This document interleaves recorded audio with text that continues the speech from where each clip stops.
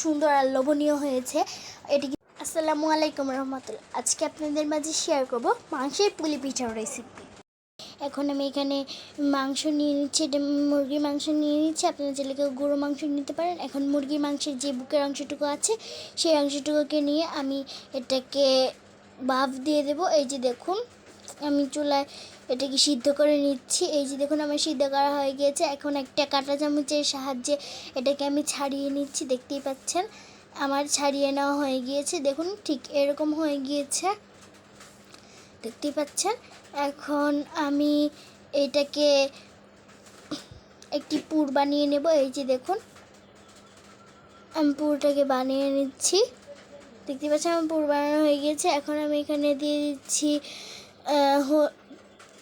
পানি দিয়ে দিচ্ছি, আর এখানে হলুদের গুঁড়ো আর স্বাদ মতো লবণ দিয়ে এটাকে ডো তৈরি করে নিয়েছি। দেখুন আমার ডোটা তৈরি করা হয়ে গিয়েছে। এখন আমি এই ডোটাকে নিয়ে নিচ্ছি। এখন এটাকে আমি একটা রুটি বেলে নিচ্ছি। এই যে দেখুন, অত পাতলাও না এত মোটাও না, আমি একটা রুটি বেলে নিয়েছি। এই যে দেখুন, আমার রুটি বেলে নেওয়া হয়ে গিয়েছে। এখন আমি একটা গ্লাসের সাহায্যে এই রুটিটাকে গোল গোল করে কেটে নিচ্ছি। এই যে দেখুন, দেখতে পাচ্ছেন আমার গোল গোল করে কেটে নেওয়া হয়ে গিয়েছে।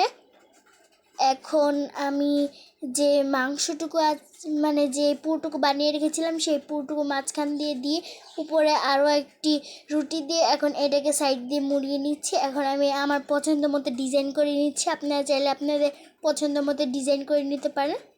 এই যে দেখুন, এই যে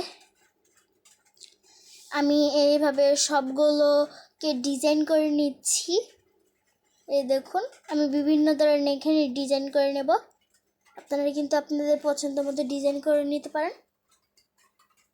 দেখুন আমার সবগুলো পিঠাকে ডিজাইন করা হয়ে গিয়েছে।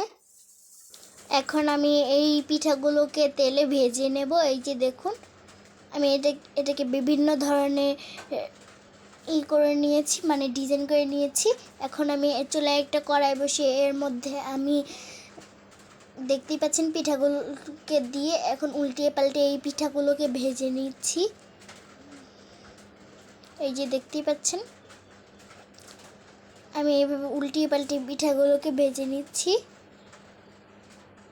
দেখুন আমার ভেজে নেওয়া হয়ে গিয়েছে। এখন আমি এই পিঠাগুলোকে একে একে তুলে নিচ্ছি।